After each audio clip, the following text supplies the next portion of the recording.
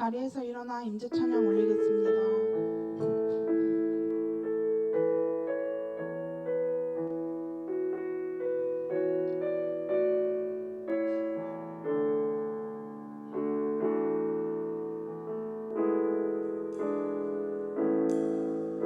하늘의 문을 여소서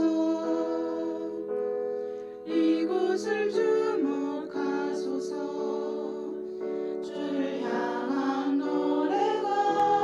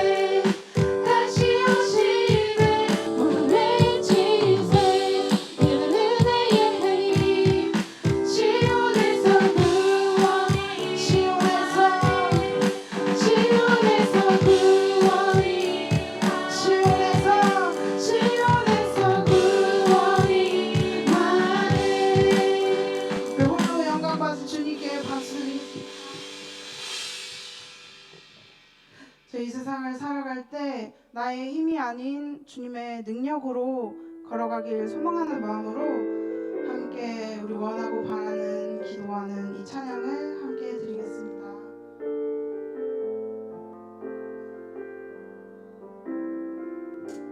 이 세상을 살아가는 동안에 이 세상을 살아가는 동안에 나의 힘을 의지할 수 없으니 기도하고 낙심하지 말 것은 주께서 참 소망이 되시리라. 주의 길을 걸어가는 동안에 세상의 것 의지할 수 없으니 감사하고 낙심하지 말 것은 주께서 참 기쁨이 되심이라. 하나님의 꿈이 나의 비전이 되고 예수님의 성품이 나의 인격이 되고 성령님의 권능이 나의 능력이 되길 원하고 바라고 기도합니다. 이 세상을 살아가는 동안에 이 세상을 살아가는 동안에 나의 힘을 의지할 수 없으니 기도하고 낙심하지 말 것은 주께서 참 소망이 되시리라. 주의 길을 걸어가는 동안에 주의 길을 걸어가는 동안에 세상의 것 의지할 수 없으니 감사하고 낙심하지 말 것은 주께서 참 기쁨이 되심이라. 하나님의 꿈이 나의 비전이 되고 예수님의 성품이 나의 인격이 되고 성령님의 권능이 나의 능력이 되길 원하고 바라고 기도. 하나님의 꿈이 나의 비전이 되고 예수님의 성품이 나의 인격이 되고 성령님의 권능이 나의 능력이 되길 원하고 바라고 기도합니다. 그렇습니다. 나의 참 소망이 되시는 주님, 나의 삶이 작게만 보이는 순간이 있습니다. 그렇지만 그 순간에 선하신 주님이 나를 이끄심을 내가 봅니다. 내가 나의 힘이 아닌 주의 권능을 나에게 더하여서 세상을 살아가고 또 주님이 오시는 그날을 우리가 미리 준비하게 하여 주시옵소서.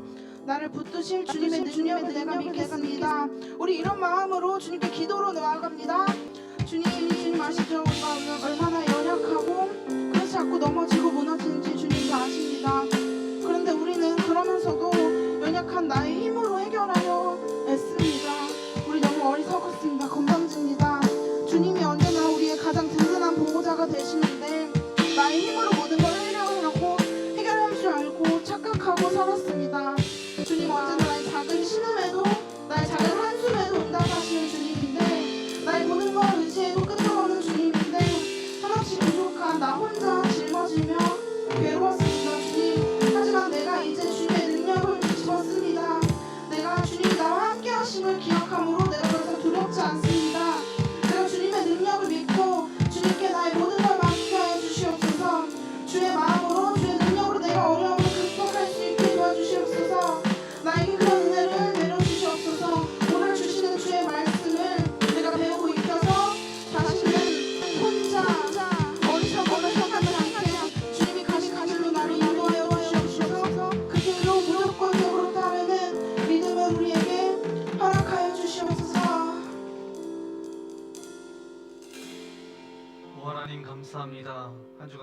지켜주시고 인도하신 아버지 하나님 감사합니다. 주님의 길 걸어가는 자들이 모여 또 오늘도 하나님의 은혜로 그렇게 나아왔사오니 하나님 오늘도 한량없는 주님의 은혜로 채워주시고 말할 수 없는 주님의 그 은혜가 강물처럼 우리에게 임하여 주는 귀한 시간 되실 수 있도록 함께하여 주옵소서. 은혜 아니면 우리는 설 수 없습니다. 은혜 아니면 우리는 나아갈 수 없습니다. 날마다 십자가를 붙들고 믿음으로 겸손함으로 나아갈 수 있도록 인도하여 주옵소서.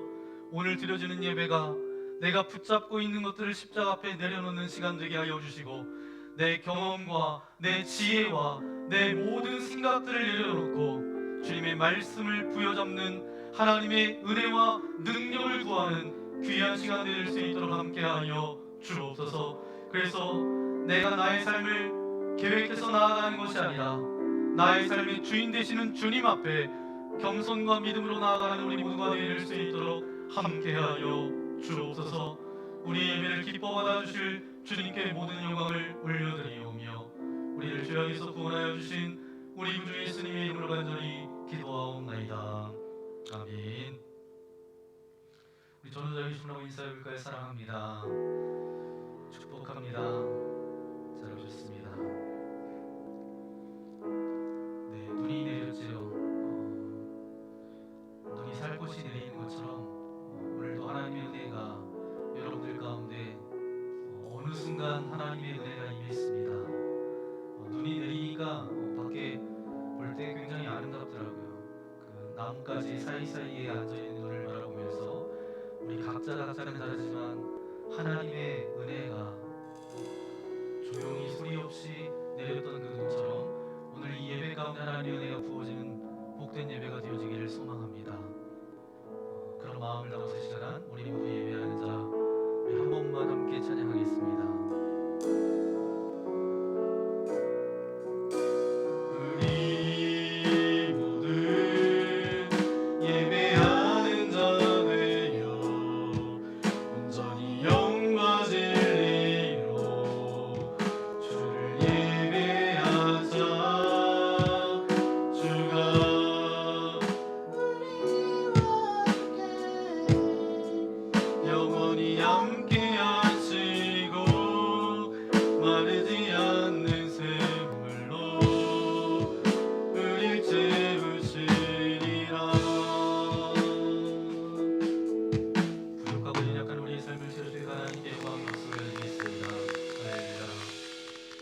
오늘 우리에게 주신 하나님의 말씀 구약성경 아모스서 3장 1절부터 8절까지 말씀입니다.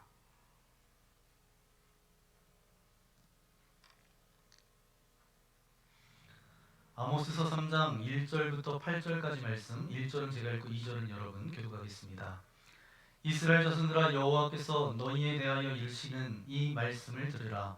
애굽 땅에서 인도하여 올리신 모든 족속에 대하여 이르시기를 내가 땅의 모든 족속 가운데 너희만을 알았나니 그러므로 내가 너희 모든 죄악을 너희에게 보응하리라 하셨나니 두 사람이 뜻이 같지 않은데 어찌 동행하겠으며 사자가 움킨 것이 없는데 어찌 숲에서 불을 짓겠으며 젊은 사자가 잡은 것이 없는데 어찌 굴에서 소리를 내겠느냐.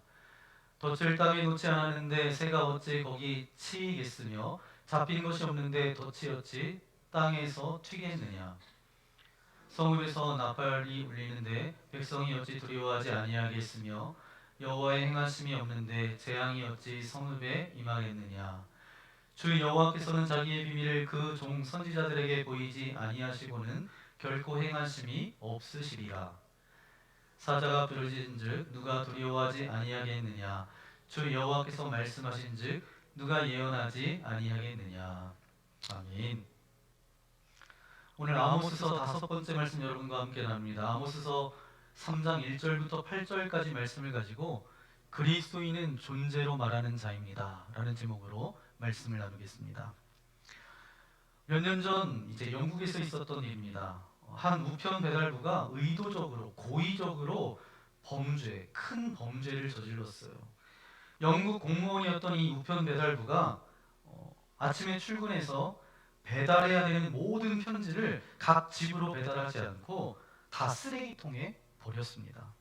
그리고 배달이 끝나는 시간을 기다렸다가 집에 들어가서 실컷 놀았다는 거예요. 자기의 삶을, 시간을 보냈다는 겁니다. 그런 일들을 계속 반복하던 어느 날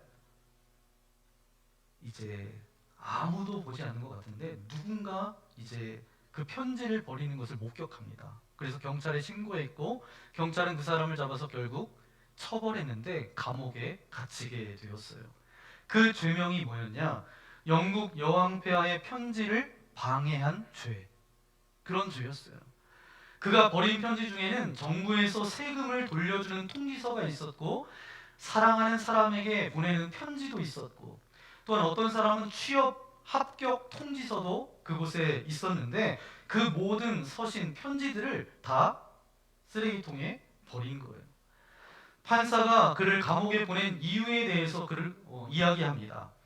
그 배달해야 되는 우체부가 정부로부터 이미 월급을 다 받았음에도 불구하고 보내야 되는 그 사람들에게 그것을 전달하지 않았던 그 모습, 그것이 그 사람의 의무와 책임을 감당하지 않았기 때문에 이런 벌에 처한다. 그것이 판사의 판결이었어요. 여러분 이 이야기를 듣고 정말 불성실하다, 그런 범죄를 저지르는 우편 배달부도 있네. 뭐 그러면서 그렇게 속으로 이야기했을지 모르겠어요. 근데 여러분 잘 생각해 보세요. 너무 놀라지 마세요. 저와 여러분도 그리스도인으로 하나님의 자녀로 저와 여러분을 불러주셨습니다. 복된 소식, 그 아름다운 소식을 전해들었던 우리가 그 복된 소식을 전해야 되는데 그것을 전하지도 않은 채 우리도 이와 같이 살아가고 있지는 않습니까? 여러분의 삶은 어떠신가요? 한 사람이 예수님을 믿게 되는 그런 회심의 사건이 있으면 반드시 주변 사람들이 궁금해서 물어봅니다. 예수님을 믿는 이유가 뭐냐고. 그러면 우리는 대답할 것을 항상 준비하고 있어서 그 사람들에게 이야기해 줘야 돼요. 왜 내가 예수님을 믿었는지, 내가 어떻게 그리스도인이 되었는지를 알려줘야 합니다. 예를 한번 들어볼까요? 우리의 친구들 중에 하나님을 전혀 모르는 친구가 한 사람이 있어요. 그런데 어느 날 심각한 고통이 몸 가운데 있어서 병원을 찾아갑니다. 병원에 찾아가니까 의사가 진단해 보니까 아주 심각한 질병이 있다는 것을 알게 됐어요. 의사가 이렇게 이야기해요. 더 이상 앞으로의 삶을 기대할 수가 없습니다. 죽음 앞에 직면하게 됩니다. 어떻게 죽어야 될지도 잘 준비되지 않은 그런 상황 가운데서 이 병을 가지고 투병했던 이 사람이 평상시에 예수님을 잘 믿는 그 친구가 기억이 난 거예요. 그래서 그 친구를 찾습니다. 그리고 친구한테 자기에게 좀 와달라고. 우리도 이럴 때 당연히 그 친구에게 달려가야 되죠. 그리고 우리가 들었던 아름답고 복된 소식을 그 친구에게 전해줘야 합니다. 여러분 예수 믿는 친구들이 삶이 엉망이었다면 그 친구들이 찾았을까요? 그 친구들이 생각났다라고 하는 것은 무엇인가 하면 어떤 자리에서 나서지 않고 말하지 않는다 하더라도 그냥 있는 것만 가지고 살아가는 삶을 가지고 메시지를 말할 수 있는 사람이 바로 그리스도인입니다. 지금 죽음을 기다리고 있는 그들에게 우리가 주어야 될 어떤 메시지가 없다면 우리는, 저와 여러분은 그리스도인이 아니에요. 그리스도인이 될 수가 없습니다. 여러분, 저와 여러분은 누구죠? 누구예요? 그리스도인이에요. 그리스도인은 존재할 만한 이유가 있고 존재할 만한 가치가 있어요. 내가 그리스도인이 되었다. 다른 말로 이야기하면 뭐예요? 하나님의 형상으로 회복된 인생이다. 그것이 우리의 삶의 흔적이고 메시지이다. 동의하세요? 그렇기 때문에 우리가 그리스도인이 되었다라는 이야기는 다른 말로 이야기하면 이렇게 표현할 수가 있습니다. 존재함으로 말하는 자들이다. 그 존재로부터 주는 메시지가 반드시 있는 인생이에요. 그럼 질문 하나가 남습니다. 우리의 존재로 어떤 메시지를 말해야 하는가? 그것이 바로 오늘 저와 여러분이 읽었던 오늘 본문 말씀에서 우리가 발견할 수 있는데, 오늘 말씀을 통해서 함께 나누면서 우리 가운데 완벽한 인생이 어디 있겠어요? 다 부족하고 연약한 인생이에요. 실수할 수밖에 없습니다. 그럼에도 불구하고 하나님께서 저와 여러분을 사랑하셔서 하나님의 자녀 삼아 주셨기 때문에 그러한 하나님의 자녀로서 반드시 말하기 전에 우리의 삶을 통해서 존재로서 반드시 남겨야 될 삶의 흔적이, 그것이 메시지로 말하는 자로 살아가는 그런 은혜가 저와 여러분들 가운데 있기를 소망합니다.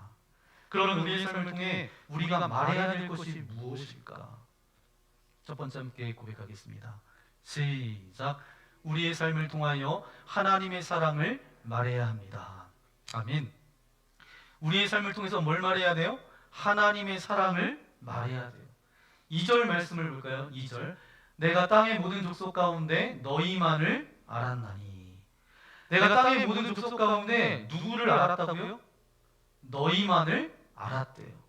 이 세상의 모든 사람들 가운데 너희만을 내가 알았다. 하나님께서 지금 말씀하고 계세요. 이것은 그 사람에 대한 정보와 지식에 대한 그런 의미가 아니에요. 누구도 깨뜨릴 수 없는 사랑의 깊은 관계에 들어간다. 그런 의미로 하나님께서 말씀하고 계세요. 오늘 우리를 누구도 범접할 수 없는, 아무도 방해할 수 없는 사랑의 관계로 저와 여러분을 부르셨어요. 그 고백을 하는 겁니다. 이것이 하나님의 사랑의 이야기입니다. 이 이야기를 세상에 전할 사람이 바로 누구예요? 저와 여러분이에요. 우리는 세상을 향해 하나님은 우리를 결코 포기하지 않고 여전히 우리를 사랑하시고 있다라는 메시지가 우리의 삶 속에 있어야 돼요. 요한일서 4장 9절 10절 말씀을 보면 구체적으로 그렇게 표현해주고 있는데 우리 세번역 성경으로 함께 읽어보겠습니다. 시작. 하나님의 사랑이 우리에게 이렇게 드러났으니 곧 하나님이 자기 외아들을 세상에 보내주셔서 우리로 하여금 그로 말미암아 살게 해주신 것입니다. 사랑은 이 사실에 있으니 곧 우리가 하나님을 사랑한 것이 아니라 하나님이 우리를 사랑하셔서 자기 아들을 보내어 우리의 죄를 위하여 화목제물이 되게 하신 것입니다. 아멘. 여러분, 하나님께서 저와 여러분을 먼저 사랑하셔서 우리가 하나님의 사랑을 받을 만한 자격이나 조건이 없음에도 불구하고, 그렇게 허물 많은 인생임에도 불구하고 하나님께서 저와 여러분을 구원해 주셨어요. 이것이 바로 하나님의 온전한 완전한 사랑이에요. 그 사랑받은 자라 그러면 우리의 삶을 통해서 어떤 흔적이 남겨져야 된다는 거예요? 예수 그리스도의 흔적이 우리의 삶 가운데 조금이라도 남는 것이 우리의 삶의 궁극적인 목표일 거예요. 예수님께서 이 땅 가운데 오셔서 사셨던 모든 삶의 이야기 자체를 한마디로 말한다면 뭐라고 말할 수 있을까요? 성경의 모든 말씀을 한 구절로 이야기한다면 하나님이 세상을 이처럼 사랑하사, 아닐까요? 하나님이 너희를 이처럼 사랑하사. 그러면 그분이 나의 주님이라 그러면 우리의 인생을 통해서 연약하고 부족하지만 하나님이 세상을 이처럼 사랑한다라는 삶의 흔적이 아주 조금이라도 남는 인생이 복된 인생이라는 거예요. 그런 메시지가 여러분의 삶 가운데 남겨지시기를 소망합니다. 그럴 때 오늘 말씀처럼 우리 주변에 있는 사람들이 하나님의 사랑을 느끼게 돼요. 그러니까 내 존재로서 입술이나 내 행동이나 내 삶을 통해서 하나님은 사랑이십니다. 우리도 지금 사랑하고 계십니다. 그런 흔적이 남겨지게 되는 거예요. 사진 하나를 보여주시면, 이분들 누군지 알죠? 네, 잘 알 거예요. 션과 정혜영 부부입니다. 아주 사이가 좋은 부부고, 이 부부가 세계 곳곳에 있는 소외된 아이들을 그렇게 열심히 후원하고 있습니다. 그 젊은 사람들로 하여금 이런 가정을 이뤘으면 좋겠다라는 그런 모델이 되는 가정이에요. 남편이었던 이 션이 제가 대전에서 사역했을 때에 전도 축제 때 오셨었어요. 그래서 제가 가까이서 봤던 적이 있습니다. 제가 어떤 찬양 집회에 갔었는데 이 션을 가까이에서 제가 만난 적이 있습니다. 가까이서 보니까 참 인상도 좋고 예의도 참 바른 분이었습니다. 그런데 이분이 간증한 것만 이야기 들었을 때는 몰랐는데 나중에 알게 된 것은 무엇이냐 하면 아내 정혜영 씨에 대해서 좀 알게 됐어요. 여러분이 이제 정혜영 씨를 이렇게 생각해 보면 두 사람이 교회 다니다가 이제 만나서 결혼했겠구나 뭐 이렇게 생각하실 거예요. 저도 처음에는 그렇게 생각했어요. 그런데 아니더라고요. 이 션이라는 이 남자분, 신실한 크리스찬입니다. 원래부터 그런 사람은 아니에요. 10대 때는 정말 엉망으로 살았던 바나나이기도 했습니다. 그런데 저가 예수님을 만나고 그 인생 가운데 거듭난 그리스도인이 되었어요. 괌에서 살았는데 그리고 하나님의 온전한 자녀가 되었고 하나님의 신실한 청년으로 살았던 사람입니다. 그런데 그 부인이었던 정혜영 씨는 아예 하나님을 몰랐던 사람이에요. 교회 다니지도 않았어요. 어렸을 때 친구 쫓아서 몇 번 간 정도입니다. 그러니까 관심도 없던 사람입니다. 그런데 결혼할 때 결혼해서 그가 크리스천이 됐고 지금은 남편보다 더 신실하게 그렇게 살아가고 있습니다. 그런데 도대체 이 사람에게 어떤 일이 있었을까? 신실했던 이 션에게 소망이 하나 있었어요. 대부분의 믿음 좋은 청년이 갖고 있는 그런 소망입니다. 믿음 좋은 청년이 많은 교회 안에서 믿음 좋은 자매를 만나서 결혼했으면 좋겠다. 그 소망은 보통 청년들이 갖는 소망이에요. 이 형제도 그랬대요. 그런데 여러분, 교회 안에 믿음 좋은 청년이 많습니까? 믿음 좋은 자매가 많습니까? 우리는 지금 청년이 다 이제 떠나서 별로 없지만 여기는 믿음 좋은 청년, 믿음 좋은 자매를 만날 가능성이 많아요, 적어요? 이게 서울에서는 많습니다. 훨씬 많죠. 그러니까 별로 어렵지 않다라고 생각한 거예요. 그러던 어느 날 연예계 활동을 하면서 시작하다가 이제 어떤 여인을 만나게 되는데 그 여인이 정혜영 자매예요. 한눈에 반했대요. 마음을 그냥 확 뺏긴 거죠. 그 자매가 교회를 다니는지 안 다니는지 확인해 볼 겨를이 없이 그 마음이 온전히 사로잡힌 거예요. 교회하고는 신앙하고는 상관없었던 자매였습니다. 어떻게 하겠어요? 이제 당신이 신앙이 없으니까 나 이제부터 당신 안 만난다고 헤어질 수 있겠어요? 마음이 이미 빼앗겨 버렸는데 마음을 빼앗겨 본 분은 이것이 쉽지 않음을 알 수 있을 거예요. 그렇다고 당장 교회에 나가자고 그렇게 강요할 수도 없는 상황이었어요.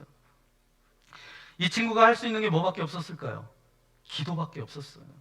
이 정혜영 자매의 나중에 고백을 들어보니까 어느 날 남자친구가 생겼고 자기 일 좋다고 그렇게 따라다녀서 그때부터 사귀기 시작했대요. 근데 가만히 보니까 자기가 살아가는 삶의 스타일하고 완전히 다른 거예요. 젊은 사람들은 어때요? 늦게까지 놀다가 늦게 집에 들어가서 늦게 일어나요. 그런데 이 친구는 아무리 밤늦게까지 놀아도 새벽에는 반드시 일어나서 새벽 기도를 가더라는 거예요. 아, 나하고는 어울리지 않겠구나. 왜냐하면 삶의 스타일이 비슷해야 같이 살지, 이제 그래야 또 행복하지, 다르니까 이건 나하고 정말 어울리지 않는 사람이구나. 그런데 아무리 자기 스케줄이 늦게 끝나도 그렇게 밤늦게 집으로 들어가도 새벽에는 꼭 일어나서 새벽 기도를 가는 그 모습을 보면서 무슨 생각이 들었냐 하면, 그렇게 밤늦게 술을 마시고 그냥 놀다가 살아가는 것보다 아침에 일찍 일어나서 기도하는 게 그것보다는 훨씬 성실하고 책임감 있는 자세인 것 같다라는 그런 좋은 생각이 들기 시작했다는 거예요. 그런데 이 정혜영 씨 마음 가운데 진짜 그 마음이 변화됐던 시작은 무엇이냐면, 단순히 그의 생활을 모습만이 아니라 둘이 사귀다 보니까 예상치 못했던 일도 있었대요. 기대하지 않았던 속상한 일들도 있었대요. 그럼 그때 어려운 일들을 만났을 때 대부분의 사람들의 반응은 어때요?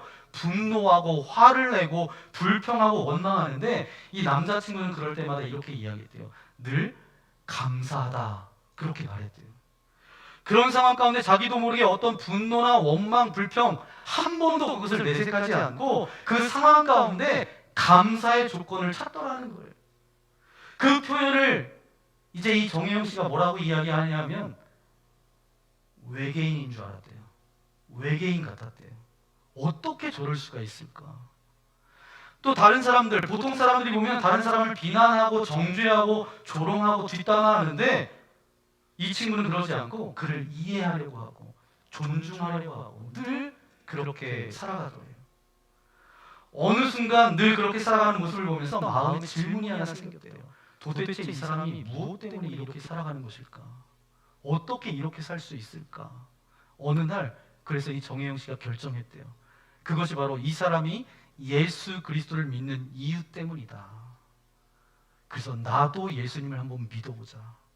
그래서 정혜영 씨가 이렇게 고백합니다.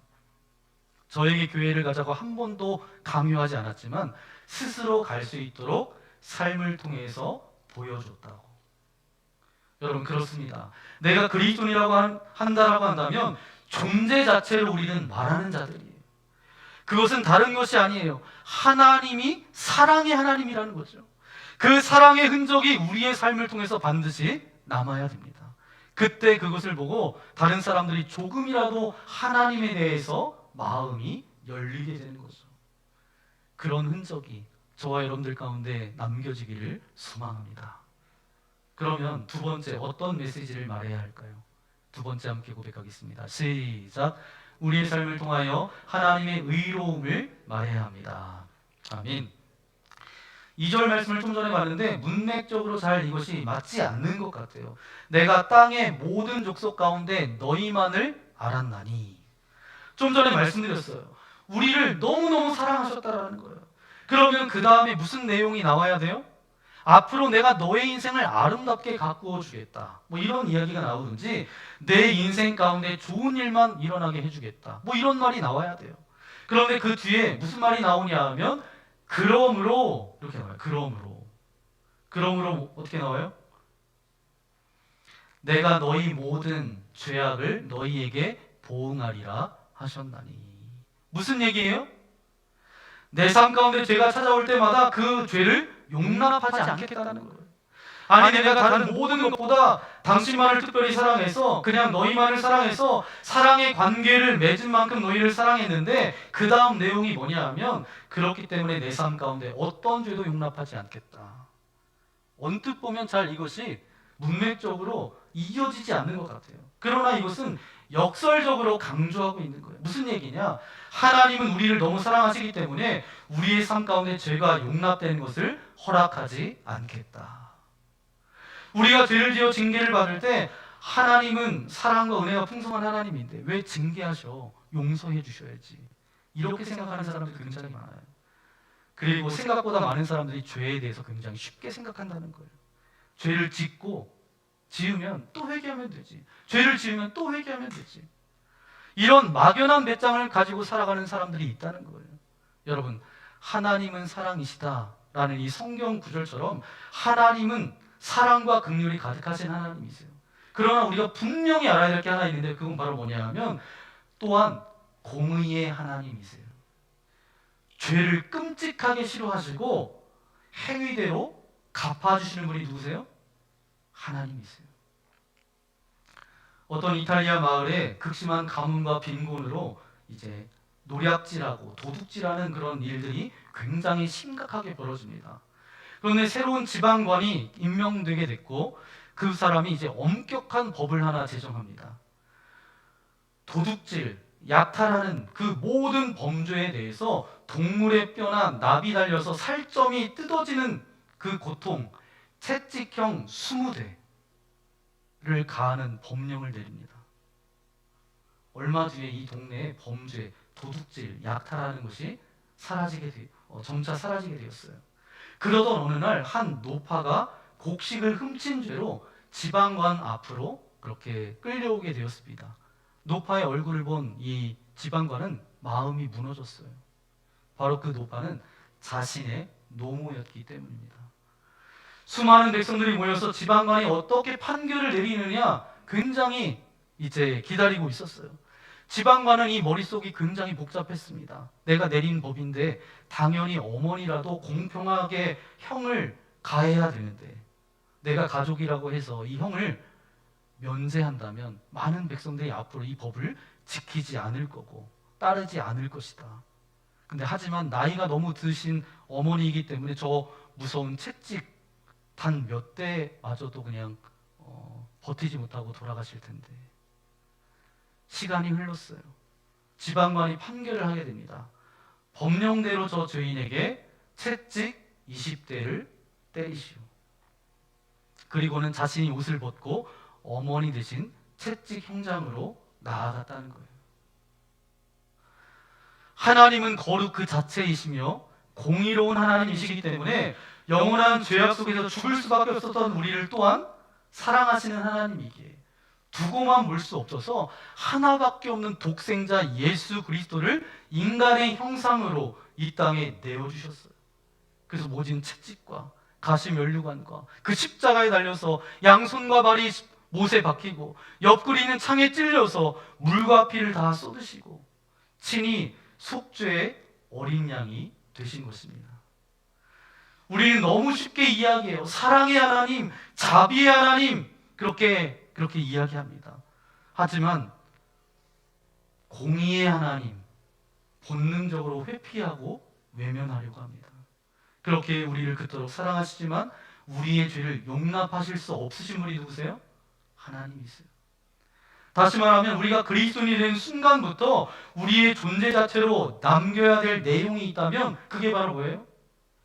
죄와 벗하지 않겠습니다 라는 삶의 흔적이 우리의 삶 가운데 남겨져야 돼요. 나는 죄를 용납하지 않는 삶을 살아가기 위해서 무던히 애를 썼습니다. 그런 삶의 흔적이 메시지가 되어서 우리 가운데 남는 것, 그것이 그리스도인의 삶의 모습이 되어야 한다는 거예요. 그런 흔적이 저와 여러분들 가운데 남기를 소망합니다. 저는 여러분 가운데 삶 가운데 두 가지, 하나는 뭐예요? 하나님께서 우리를 정말 사랑하신다라는 그런 사랑의 흔적, 또 하나는 하나님께서 용납하시지 않는 것을 받아들이지 않기 위해서, 죄와 벗하지 않기 위해서 무던히 애를 쓰는 그런 모든 흔적들이 저와 여러분들 가운데 남겨지기를 소망합니다. 그럼 마지막 질문 하나가 남아요. 어떻게 해야 우리가 존재로부터 그런 흔적을 남길 수가 있을까? 어떻게 해야 우리는 존재로부터 그런 것들을 말할 수가 있을까? 세 번째 함께 고백해 볼까요? 시작. 하나님이 심장을 가질 때 삶으로 말하는 자가 될 수 있습니다. 아멘. 3절부터 6절까지 말씀을 다시 한번 읽어볼까요? 시작. 두 사람이 뜻이 같지 않은데 어찌 동행하겠으며 사자가 움킨 것이 없는데 어찌 숯불에서 불을 짓겠으며 젊은 사자가 잡은 것이 없는데 어찌 굴에서 소리를 내겠느냐. 덫을 땅에 놓지 않았는데 새가 어찌 거기 치이겠으며 잡힌 것이 없는데 덫이 어찌 땅에서 튀겠느냐. 성읍에서 나팔이 울리는데 백성이 어찌 두려워하지 아니하겠으며 여호와의 행하심이 없는데 재앙이 어찌 성읍에 임하겠느냐. 아멘. 7개의 질문이 나옵니다. 지금 읽으면서 여러분 느끼셨겠지만 무슨 뜻인지 잘 알겠어요? 모르겠어요? 읽느라 정신이 없어서 무슨 뜻인지 잘 읽기는 했는데 정신을 차리고 읽어도 잘 모르겠어요. 쉽지 않은 내용입니다. 그런데 오늘 말씀을 요약하면 이런 내용입니다. 아모스 선지자가 북이스라엘 사람들에게 가서 메시지를 전합니다.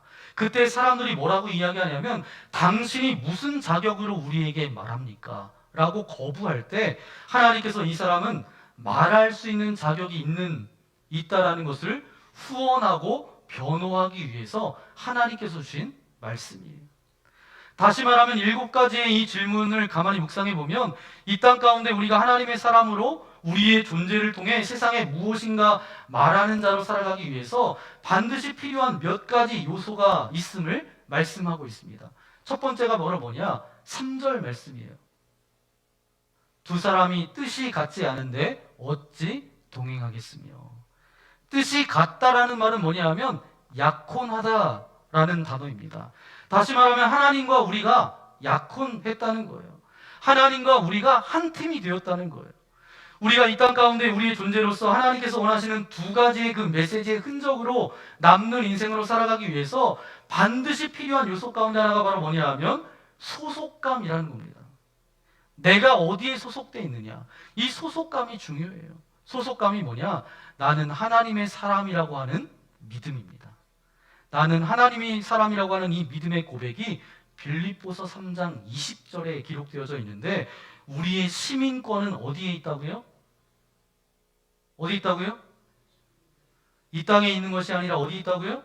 하늘에 있다. 이런 믿음의 고백이 있을 때 비로소 우리의 삶 가운데 우리의 존재 자체로부터 메시지가 나와요. 왜냐하면 이 소속감이 분명하면 반드시 따라오는 것이 두 가지 요소가 있는데 그게 바로 뭐냐면 하나는 사명감이에요. 우리가 어쩌다 보니까 이 나라에 태어난 거 아니냐고. 우리가 어쩌다 보니까 이 가정이 이루어졌고 우리가 어쩌다 보니까 철원만납교회 교인이 된 것이 아니라 하나님께서 이 자리에 부르신 목적이 있을 것이다. 그 하나님이 나를 이곳에 세우신 목적이 이것을 다른 말로 하면 사명감이라 그래요. 이 사명감이 있어야 메시지가 우리의 삶으로부터 나가기 시작한다라는 거예요. 마지막 하나는 뭐냐 하면 이것만이 아니라 그러기 위해서 마지막에 지혜가 있어야 돼요. 하나님의 지혜. 왜냐하면 이 세상의 악은 별의별 논리로 우리를 가려요. 치장합니다. 포장을 해요. 그래서 본질을 숨깁니다. 그 괴계를 알 수가 없어요. 갖가지 문화와 논리로 우리를 치장해요. 그런데 하나님의 사람은 그것을 꿰뚫어 볼 수 있는 통찰력과 영적 지혜가 있어야 돼요. 그럴 때 비로소 우리가 가야 될 것과 가지 말아야 될 것, 행해야 될 것과 행하지 말아야 될 것, 우리가 말해야 될 것과 참아야 할 것, 우리가 손을 내밀어야 될 것과 손을 접어야 될 것을 분별하게 되는 거예요. 그 분별 때문에 우리의 삶 가운데 아름다운 흔적이 남게 되는 거죠.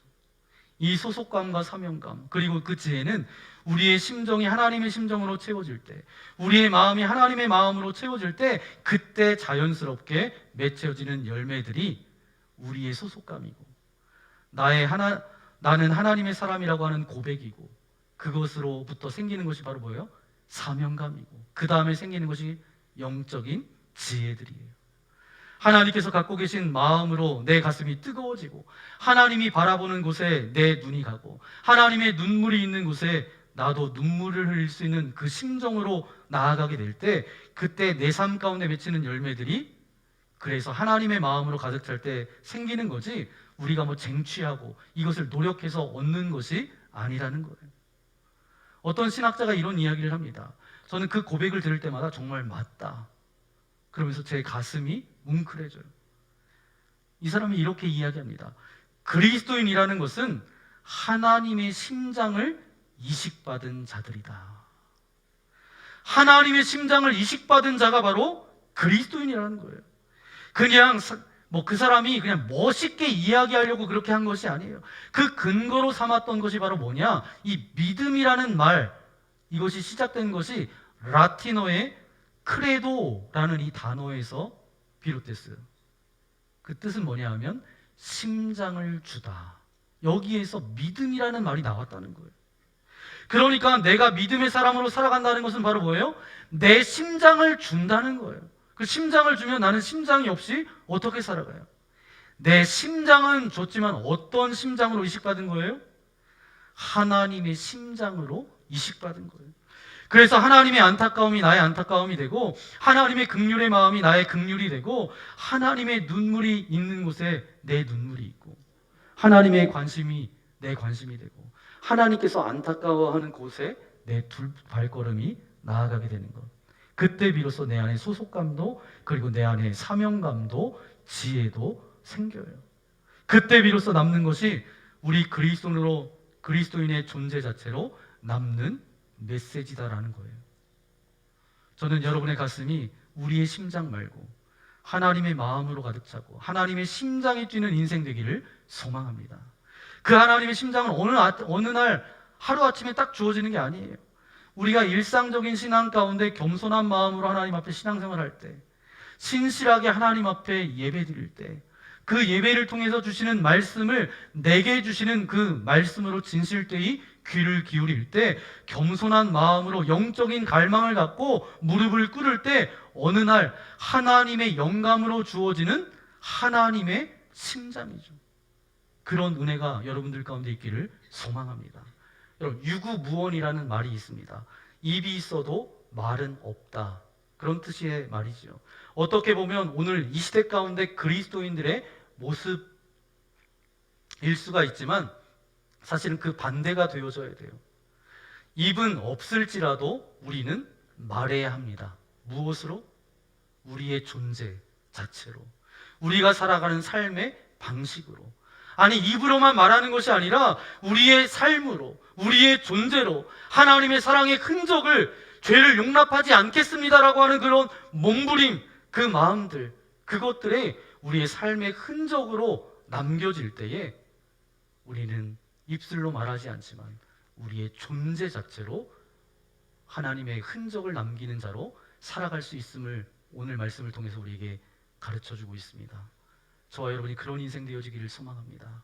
우리는 말하지 않지만 내 존재 자체로 내가 나아가는 곳곳마다 정혜영 자매가 그렇게 변화되어져서 그리스도인이 되었던 것처럼 나로 인하여서 누군가 내가 말하지 않았지만 내 삶의 존재 자체로 내 삶의 방식을 보면서 그들이 주님께로 나아오고 우리가 그렇게 선한 영향력의 인생으로 살아가는 저와 여러분 되어지기를 소망합니다.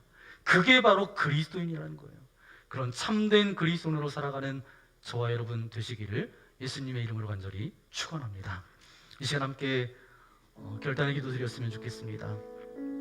그렇습니다. 하나님, 오늘 말씀을 들으면서 깨달은 것이 있습니다.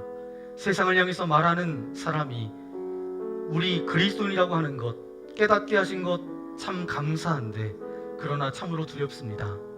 세상을 향해서 내 삶을 통해 어떤 말을 하고 있는지, 내 삶을 통해 내 존재를 통해 아무 말도 못하는 그런 안타까운 인생으로 살아가고 있는 것은 아닌지, 내 삶을 통해 존재를 알아서 말은 참으로 많이 하는데 그것이 하나님께서 원하시는 말이 아니라 오히려 하나님의 사역을 방해하는 말을 하고 있었던 것은 아닌지 그런 두려움이 우리 가운데 있습니다. 오 주님, 제대로 말할 수 있는 자 되게 하여 주옵소서. 그러기 위해서 주님, 하나님의 심정으로 아버지 하나님 나의 심정이 되고 하나님의 마음이 나의 마음이 되고 하나님의 긍휼이 나의 긍휼이 되며 하나님이 애통하는 곳에 우리의 마음도 있게 하여 주옵소서. 오직 내 관심, 내 눈에 보이는 것만 쫓아가는 그런 인생이 아니라 하나님의 걸어가셨던 그 십자가의 길을 걸어가는 그 길을 걸어갈 수 있도록 나와 함께하여 주옵소서.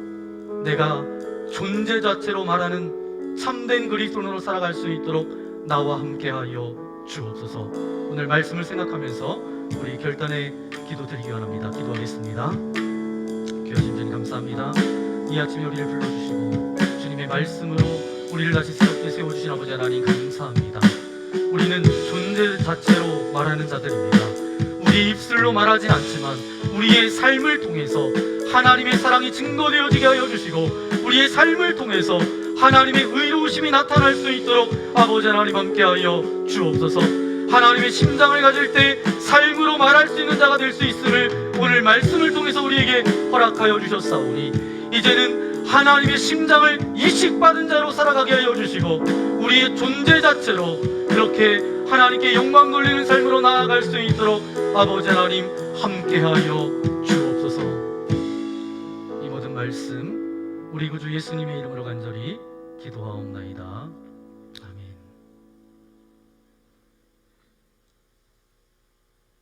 네, 이번 주 이제 은샘 60일기 다녀왔던 분들이 함께 특별 찬양의 시간을 갖습니다. 네, 나와주시면 됩니다.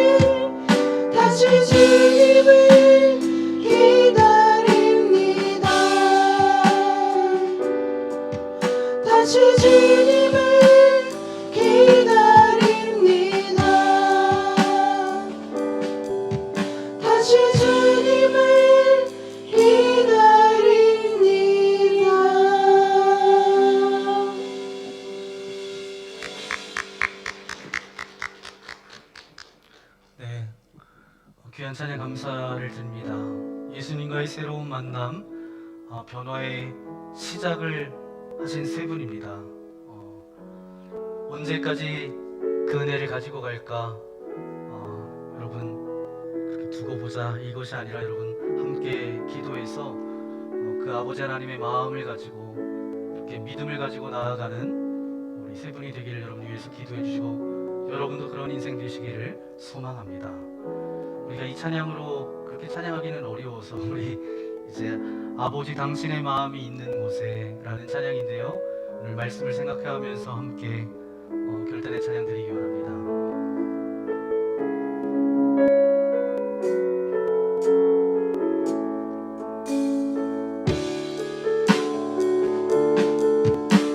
아버지 당신의 마음이 있는 곳에, 아버지 당신의 마음이 있는 곳에 나의 마음이 있기를 원해요.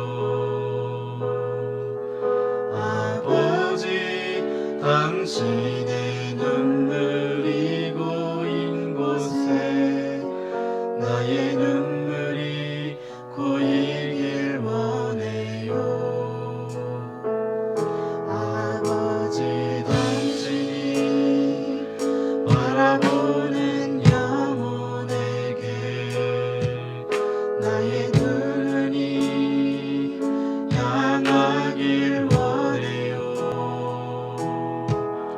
아버지 당신이 울고 있는 어두운 땅에 나의 두 발이 향하길 원해요.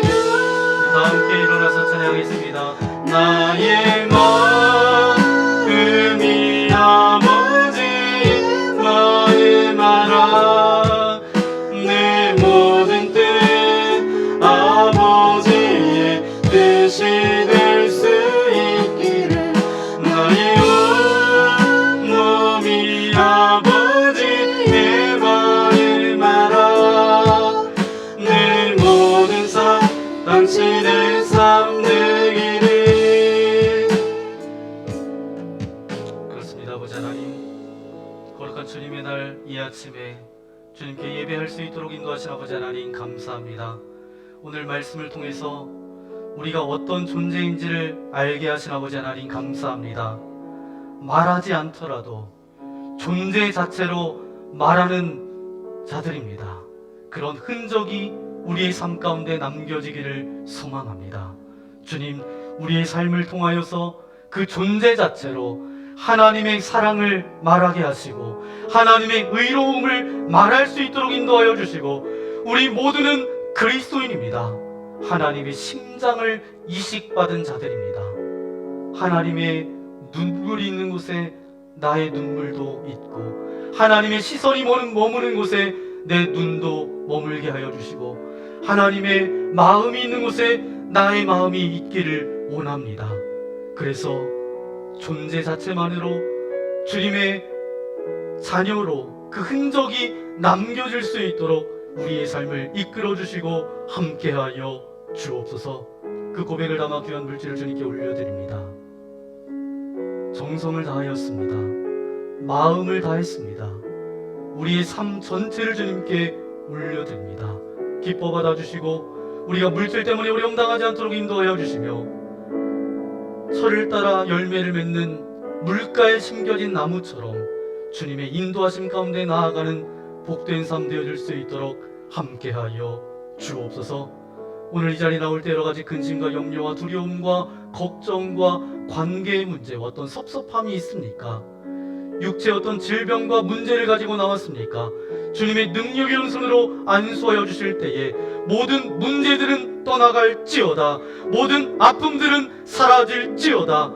아버지 하나님, 저들의 모든 문제를 십자가 앞에 내려놓을 때마다 진리가 너희를 자유하리라 약속하셨사오니 온전한 자유가 저들 가운데 임할지어다. 저들의 삶이 그런 인생 되어지기를 소망합니다. 이제 2월의 마지막을 보냅니다. 내가 그리스도인임을 망각하지 않도록 인도하여 주시고 존재 자체로 주님의 영광을 드러내는 자로 살아갈 수 있도록 우리와 함께하여 주옵소서. 은생 TD를 통해서 주님과의 새로운 만남, 변화의 출발을 한 주님의 자녀들이 있습니다. 저들의 마음을 붙들어 주시고 받은 은혜를 잃어버리지 않도록 인도하시고 그것을 붙들고 믿음으로 살아갈 수 있도록 저들의 삶을 인도하여 주옵소서. 이제는 우리 구주 예수 그리스도의 크신 은혜와 하나님 아버지의 넓으신 사랑하심과 성령 하나님의 위로교통 함께하여 주심이 존재 자체로 그리스도인으로 선한 영향력으로 살아가는 자 되겠습니다. 하나님의 심장을 이식받은 자로 살아가겠습니다. 결단하며 나아가는 주의 거룩한 자녀들 머리 위에 저들이 펼칠 모든 삶 위에 이제로부터 영원토록 함께하옵시기를 간절히 축원하옵나이다. 아멘.